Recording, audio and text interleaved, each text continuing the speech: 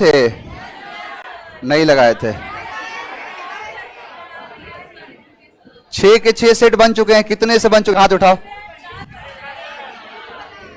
6 set नहीं बना पाए? देख लो, 1-2 वीर हैं ऐसे। बहुत बढ़िया तैयारी, इस बार बचेगा नहीं। अच्छा एक बात बताओ, मैं आप सबसे एक चीज पूछूंगा, इसमें से कितने ऐसे बच्चे हैं जो मतलब मेरा पूरा पहले से पढ़ चुके हैं, ऑनलाइन ऑफलाइन या प्रीवियस बैच में, फाउंडेशन में, मतलब पढ़े हैं पूरा सब कुछ? अच्छा, छोड़ छोड़ के। मैं सोच रहा था ये कि जैसे हाल फिलहाल के जो एग्जाम हो रहे हैं उसको मैं आपको प्रोवाइड करना शुरू कर दूं। जैसे अभी 2 तारीख को पेपर था सीपीओ मेंस का, और उसका जो है आंसर की रिवील हो गया, आंसर की आ चुका है। मतलब आंसर की का मतलब यह है कि आंसर की जब आता है तभी क्वेश्चन निकल के आता है।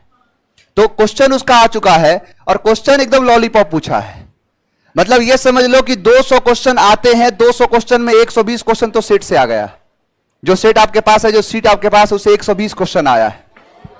अब ऐसे ऐसे एग्जाम के क्वेश्चन, आप अगर आपको पता ना हो तो सीपीओ के बारे में बताता हूं कि सीपीओ में मेंस के अंदर सिर्फ इंग्लिश होता है 200 नंबर का, और कुछ नहीं। मतलब मैथ, रीजनिंग, जीएस वगैरह कुछ नहीं, सिर्फ और सिर्फ 200 नंबर का इंग्लिश आएगा, जिससे आप, अब लग रहा होगा कि सर सिर्फ इंग्लिश पढ़ के हो सकता है कि इंग्लिश का कोई क्लर्क बना दे, कुछ ऐसा बना दे। दिल्ली पुलिस के अंदर सब इंस्पेक्टर बनाता है, कंधे पर 2 स्टार लगे होते हैं। ऐसा रिनाउंस्ड नौकरी है, और जिसमें सिर्फ और सिर्फ इंग्लिश आता है। और इतना का जो क्वेश्चन इतना इजी आया है, इतना मतलब तुम लोग तो देखोगे जो पढ़ चुके होंगे तो ऐसे करके आंसर देके चले जाएंगे। तो इसीलिए मैं सोच रहा हूं कि क्वेश्चन जो है वो प्रोवाइड कराना शुरू कर देता हूं, क्योंकि इसके पहले नहीं कराता था, क्योंकि आपने कुछ पढ़ा नहीं था। अभी जैसे आज दिखाऊंगा मैं क्वेश्चन कि आर्टिकल क्वेश्चन कैसे आए हैं, लेके आज ही आ गया मैं, कैसे क्वेश्चन है। चलो पहले देखते हैं अपने इडियम्स एंड फ्रेजेस क्लास 3 को। इडियम्स फ्रेज समझ में आ रहा है कि नहीं? पढ़ रहे हो घर पे? उससे रिलेटेड क्वेश्चन लगा रहे हो? खाओ विद्या कसम, नहीं लगा रहे ना?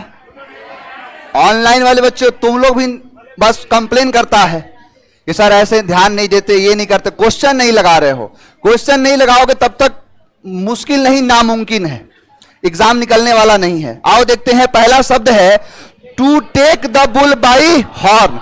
यानी to take the bull by horn का मतलब होता है समस्या का मुकाबला करना, यानी टू हैंडल डिफिकल्टीज, किसी भी प्रॉब्लम का, यानी कोई भी परेशानी हो, कोई दिक्कत हो जाए, उसका दृढ़ता से मुकाबला करना। इसका एक और जो है सिनोनिम कह सकते हो, बन जाएगा हिट एंड स्नैग, यानी किसी चीज का सामना करना, बाधाओं का सामना करना। ये क्या होता है? To take the bull by horn. Bull का मतलब होता है सांड, हॉर्न का मतलब होता है सिंग। मान के चलो कि आ रहे हो क्लास करने के लिए और नीचे दिख गया एक सांड। अब क्या होगा कि 2 घटनाएं घटेंगी। एक घटना होगा, कोई बात नहीं कल आके पढ़ लेंगे, जान है तो जहान है, लौट के घर चले गए। और दूसरा आएगा सिंह पकड़ेगा भल्लाल देव जैसा और पटक देगा उठा के। इसका मतलब यह है कि उसने क्या किया है कि बुल सांड को उसके ही यानी हॉर्न सिंग से पकड़ के, और उसके साथ मतलब सिंग से पकड़ लिया। इसका मतलब क्या कर रहा है? समस्या का मुकाबला कर रहा है। यही तो कह रहा है इडियम, यही तो होता है कि सांड को उसके सिंग से पकड़ लेना। इसका मतलब क्या है? दृढ़ता से किसी समस्या का मुकाबला करना, यही कहलाता है। हॉट पोटैटो का मतलब होता है विवादास्पद मुद्दा, यानी एक कंट्रोवर्शियल इशू कोई हो जाए। अभी शायद मुझे याद नहीं आ रहा है कि ये क्वेश्चन आया है, शायद हाई कोर्ट में आया क्वेश्चन कि सीडीएस में क्वेश्चन आया है, ये 2 में से किसी में आया है। और यही है हॉट पोटैटो का मतलब होता है कि कंट्रोवर्शियल इशू, यानी ये कोई कंट्रोवर्सी पैदा कर देना, कोई इशू बना देना, क्या कहलाता है? Hot potato. आपने वो कहानी सुनी होगी, नहीं है? इधर से आलू डालो, इधर से, हालांकि इन्होंने ऐसे नहीं कहा था। वो तो कहने का मतलब है कि बाद में छोटी छोटी बातों काट दिया जाता है। अब यहां पर काट दिया कि आलू डालो सोना निकालो, अब पूरे देश को लगा कि सच में पप्पू हो गया। लेकिन कहा क्या था कि आलू डालो सोना निकालो ऐसी मशीन मोदी जी बनाएंगे, नहीं था। यानी आप बताओ, ये हॉट पोटैटो यानी पोटैटो वाला जो मुद्दा क्या हो गया था, हॉट पोटैटो बन गया था, यानी विवादास्पद वाला मुद्दा बन गया था, एक कंट्रोवर्शियल इशू बन गया था, कहलाता है हॉट पोटैटो। नेक्स्ट है the red carpet treatment. The red carpet treatment का मतलब होता है बहुत ही अच्छा स्वागत, यानी एक भव्य स्वागत को कहते हैं रेड कारपेट ट्रीटमेंट।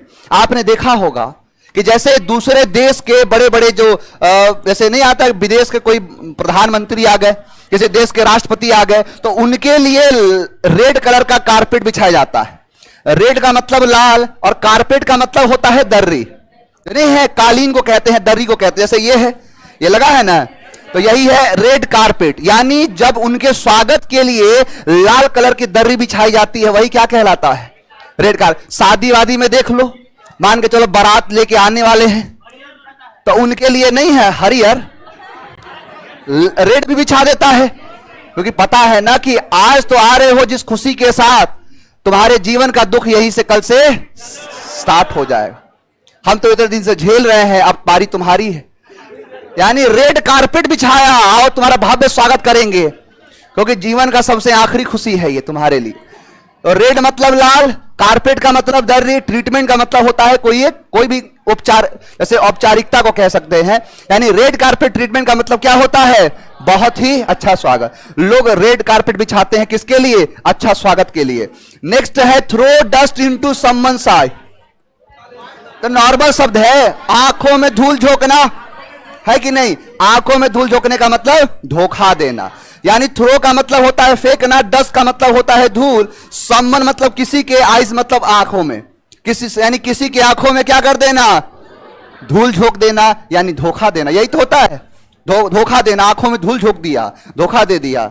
नेक्स्ट है आपका be born with a silver spoon in one's mouth. अभी जो हाईकोर्ट का पेपर था उसका क्वेश्चन है, सेम क्वेश्चन था ये, एक भी क्वेश्चन बाकी कहां रहा। तेजस वाले बैच में तो सब क्वेश्चन करा दिए एक ही दिन, और कल से नेक्स्ट मंडे से देखो स्टार्ट करता हूं तुम लोग का सीपीओ वाला क्वेश्चन कराना, एक एक क्वेश्चन कैसे बनेगा। बड़ा बड़ा PQRS दिया और लॉलीपॉप क्वेश्चन था, सब वही खेल खेल दिया, नॉर्मल सा एक लिंक पकड़ो सबके सब हो जाएंगे। यहां पर है to be born with a silver spoon in one's mouth, यानी इसका मतलब होता है धनी परिवार में जन्म ले। देखो आपने सुना होगा, जैसे बॉर्न का मतलब होता है जन्म, विथ का मतलब होता है साथ, सिल्वर मतलब है चांदी, और स्पून का मतलब है, और इन वंस माउथ मतलब किसी के, यानी कि पैदा होते समय ही मुंह में चांदी का चम्मच। अब इसका मतलब क्या है, अब ये यूरोप में परंपरा ऐसी थी कि जैसे आपने सुना होगा संस्कार बहुत सारे होते हैं, हाँ, जैसे एक बहुत सारे संस्कार होते हैं। तो एक होता है कि जैसे बच्चा है ना, उसको 3 महीने की 6 महीने के बाद उसको खाना खिलाया जाता है, तो ऐसा ही परंपरा यूरोप में था, लेकिन वो खाना खिलाया जाएगा चांदी के चम्मच से। आज भी खिलाया जाता है, हो सकता है यहां भी होगा। अब मान के चलो कि वही चीज, अब एक गरीब आदमी है, अब गरीब आदमी के पास स्टील का चम्मच ही नहीं, कहां से लाएगा चम्मच। यह दिखाता है कि अगर आप चांदी के चम्मच से किसी को खाना खिला रहे हैं, इसका मतलब अमीर है, यही कहलाता है be born in a rich family, धनी परिवार में जन्म लेना। हाँ 6 महीने का है तो वही कहलाता है धनी परिवार में क्या करना, जन्म लेना। अब इसमें कभी कभी क्या करेगा, आने वाले 100 200 300 साल के बाद क्या कर देगा इसमें कि B born with a gold spoon कर देगा, तो मतलब क्या बदल जाएगा, सबका मतलब वही है। अब यही है to be born with a silver spoon in one's mouth, धनी परिवार में जन्म लेना। नेक्स्ट है wet behind the ears. Wet मतलब गीला, बिहाइंड मतलब पीछे, ईयर का मतलब अब कान के पीछे। जैसे नहीं होता था कि बचपन में मम्मी नहलाती थी, साबुन लेके बढ़िया से पोत देंगे ऐसे, अब लगते थे रोने। अब मान के चलो धीरे धीरे उम्र बढ़ा तो कहा मम्मी अब अकेले नहाऊंगा। अब क्या हुआ कि अब जब पहली बार नहाने, आज भी बहुत सारे लोग नहाते होंगे तो कान के पीछे आगे पीछे इसमें साबुन लग जाता है, नहीं लगता है। और यही चीज दिखाता है, वेट मतलब गीला, बिहाइंड मतलब पीछे, और ईयर्स का मतलब कानों के पीछे गीला रह जाना, इसका मतलब अनुभवहीन को। इनएक्सपीरियंस्ड और भी इमैच्योर, यानी जो इनएक्सपीरियंस्ड है, इमैच्योर है, उसे ही कहते हैं वेट बिहाइंड द ईयर्स, अनुभवहीन को कहते हैं। नेक्स्ट है ग्रीक टू समवन। अब ग्रीक टू समवन का मतलब होता है समझ से बाहर, यानी एकदम समझ से बाहर हो, उसे कहते हैं ग्रीक टू समवन। देखो अधिकांश हमारे जितने भी सब्जेक्ट्स हैं उन पर दो शब्द है, दो लैंग्वेज है, एक ग्रीक है एक लैटिन है, इनका बड़ा प्रभाव है। आप मान के चलो कि मैथ्स आपने मैथ्स पढ़ा होगा, मैथ्स में बहुत सारी चीजों का इस्तेमाल होता है।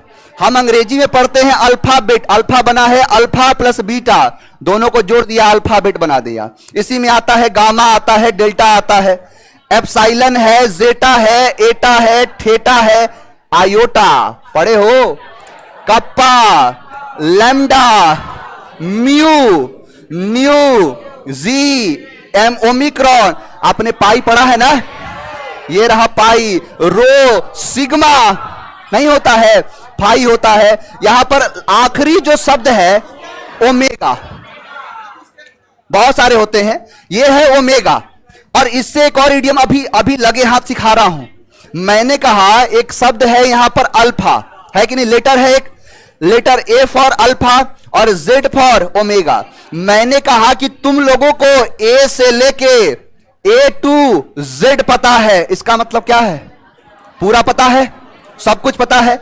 लेकिन ग्रीक वाला कैसे इसे ए टू जेड लिखेगा, लिखेगा अल्फा टू, यही इडियम है। यानी अल्फा टू ओमेगा का मतलब होता है कंप्लीट, पूरा, होली, उसे ही कहते हैं अल्फा टू ओमेगा।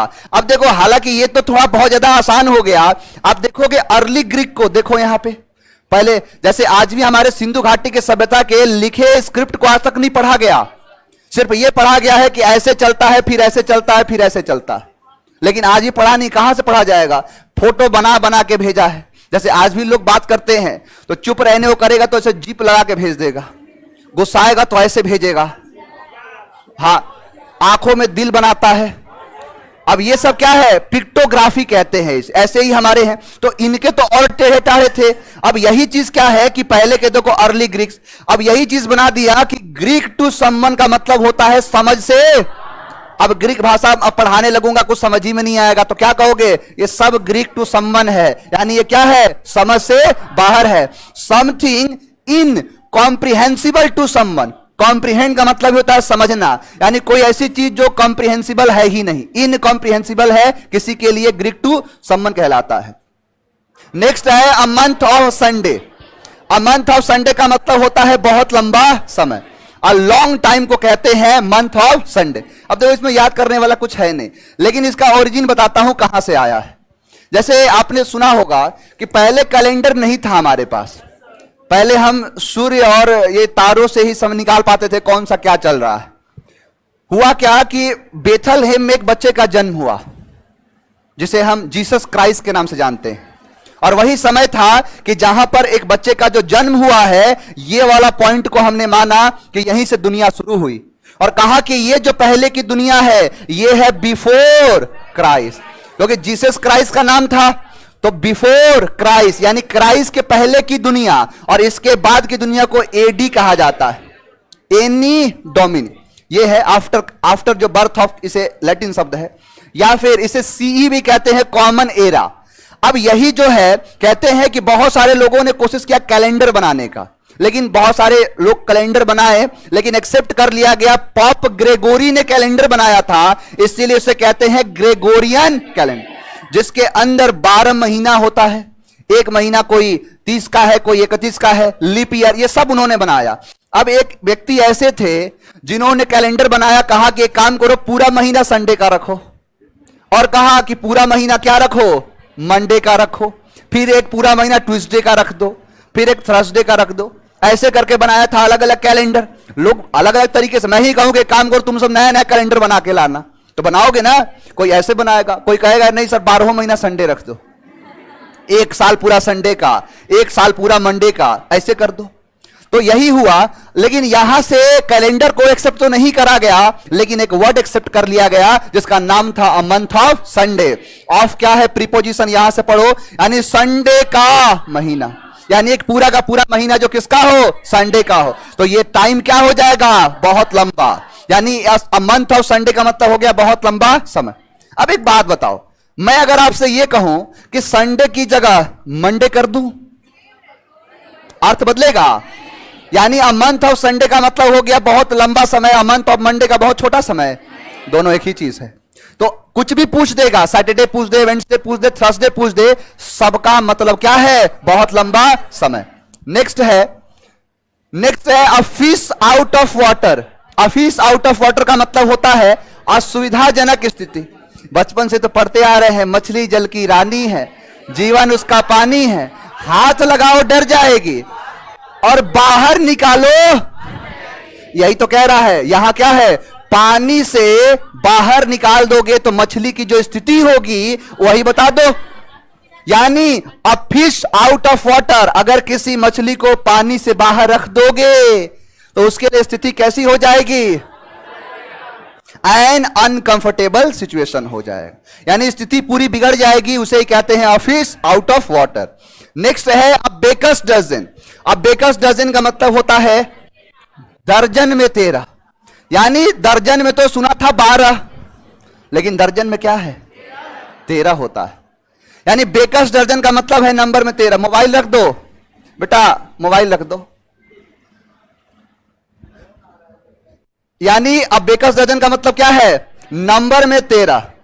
अब एक बात बताओ, नंबर में कितना होता है दर्जन में? अब इसका ओरिजिन बताता हूं। कहते हैं कि बेकर समझते हो?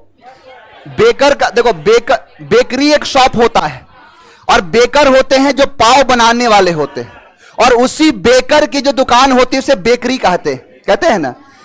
हुआ क्या कि बहुत ज्यादा लूटपाट चल रहा था यूरोप में। क्या करते थे कि लोगों को चूना लगाते थे, बेकरी वाले लोगों को चूना लगाते थे। अब यह बात धीरे धीरे आग की तरफ फैल गया, स्प्रेड लाइक वाइल्ड फायर हो गया, पहुंचा राजा के पास।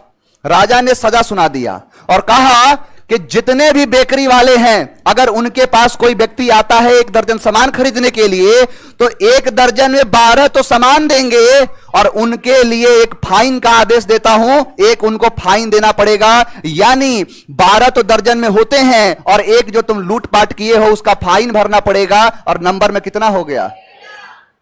नॉर्मल आदमी का होता है 12, लेकिन बेकर का दर्जन कितना हो गया? अब तुम लोग भी मत पहुंच जाना बेकरी के पास, कहा कि बेकर्स दर्जन पीए सर पढ़ाए हैं, 12 नहीं 13 चाहिए। 12 केक नहीं खरीदा हो, 13 कहां है? 13 लाओ। 1 दर्जन का मतलब 13 है। हाँ, तो बस ईडीएम है ये। बहुत सारे बच्चे ऐसे होते हैं कि चले जाते हैं और रियल लाइफ में प्रैक्टिकल करने लगते हैं, और फिर जब लगता है तो कहते हैं कि लगता है कि कुछ गलती पढ़ लिया था मैं।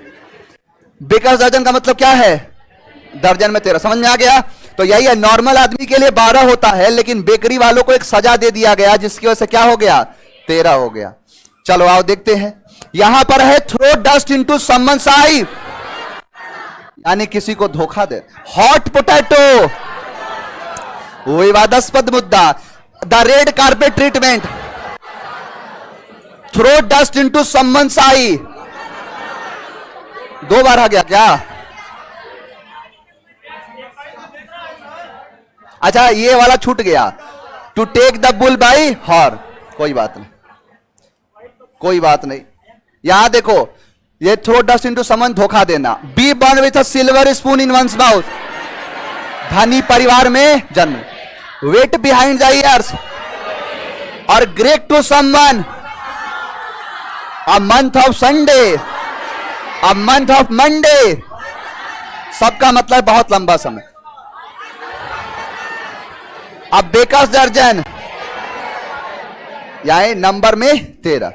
दर्जन का मतलब होता है 12, लेकिन बेकर्स का दर्जन होता है नंबर में 13। बताओ, किसी को 1% का डाउट है?